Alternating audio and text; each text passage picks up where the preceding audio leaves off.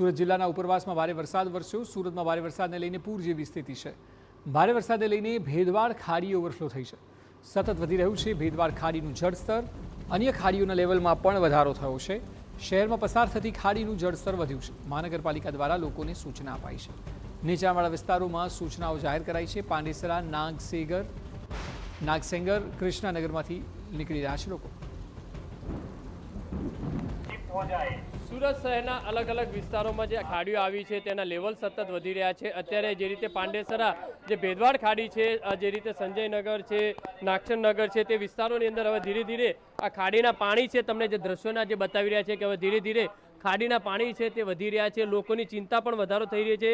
ત્યારે સુરત મહાનગરપાલિકાની ટીમ છે તે લોકોને સૂચન છે તે કરી રહ્યા છે। અત્યારે જોઈ શકાય છે માઇક મારફતે તમામ લોકોને એલર્ટ કરવામાં આવી રહ્યા છે। અહીંથી જે છે ખાલી કરવા માટેનું જે સૂચન છે મહાનગરપાલિકાના અધિકારીઓ છે લોકોને જે કરવામાં આવી રહ્યું છે કે મહાનગરપાલિકા દ્વારા જે જગ્યાઓ જે સિલેક્ટ કરવામાં આવી છે, સ્કૂલો છે, જે કોમ્પ્લેક્સ છે તેની અંદર રહેવા માટેની જે સૂચન છે તે કરવામાં આવી રહ્યું છે। અત્યારે જોઈ શકાય છે અહીંયા જે પાણી છે તે ભરાવા માટે कहाँ आप जा रहे हो बहन?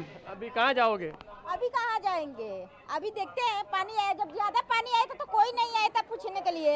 अभी डूब गए कि मर गए, अभी सब लोग आ गए, इतना पानी है तो अभी जो पानी बढ़ रहा है तो कहाँ पे पानी बढ़ रहे हैं तो आप लोग आए हैं तो जाएंगे, हम लोग सही शिफ्ट हो जाएंगे।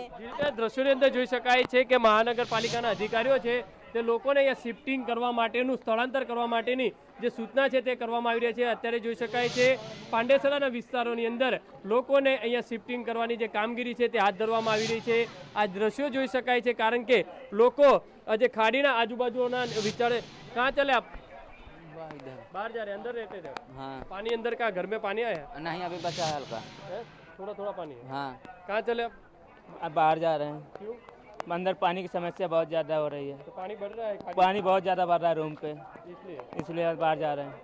જે રીતે જોઈ શકાય છે લોકો હવે સ્થળાંતર કરવાની જે કામગીરી છે જે ખાડીના આજુબાજુના વિસ્તારોની અંદર જે કરવામાં આવી રહી છે। અત્યારે જોઈ શકાય છે કે મહાનગરપાલિકાના અધિકારીઓ છે લોકોને સૂચન કરી રહ્યા છે કે જે વિસ્તારોની અંદર ખાડીના આજુબાજુના વિસ્તારોની અંદર જે પાણી ભરાવાનું જે શરૂ થયું છે, જેમ કે પાંડેસરા, બમરોલી છે, તે વિસ્તારોની અંદર તમામ લોકોને અહીંયાથી ખાલી કરવા માટેની જે છે જોઈ શકાય છે તે પ્રમાણે અહીં લોકોને જે બહાર પોતાના ઘર છે તે બહાર જવા માટે અહીંયા જોઈ શકાય છે લોકોને સ્થળાંતર કરવાની જે સૂચનાઓ છે તે આપી દેવામાં આવી રહી છે। એટલે કે મહત્વની વસ્તુ એ છે કે ખાડીનું લેવલ સતત જે વધી રહ્યું છે તેને ધ્યાનમાં રાખીને અત્યારે આજે મહાનગરપાલિકા દ્વારા લોકોને ઘર ઘરે જઈ અને પોતે મહાનગરપાલિકા દ્વારા જે બનાવેલી જે જગ્યાઓ છે ત્યાં સ્થળાંતર થવા માટેનું જે સૂચન છે તે કરવામાં આવી રહ્યું છે। હોમ સેન્ટરો જે બનાવ્યા છે ત્યાં સૂચન કરવામાં આવી રહ્યું છે કારણ કે ખાડીના પાણી સતત છે તે વધી રહ્યા છે। કેમેરામેન સંજય ચંડેલ સાથે બલદેવ સુથાર, TV9 સુરત। ખાડીના પાણી વધતા ફરી એકવાર સુરત પર પૂરનું જોખમ સર્જાઈ રહ્યું છે। હમણાં ગયા અઠવાડિયે જ જે મોટી તબાહી સર્જાઈ હતી ત્યારબાદ સુરતમાં 2-4 દિવસ વરસાદ અટક્યો, પરંતુ ફરી એકવાર એની સ્થિતિ જોવા મળી રહી છે।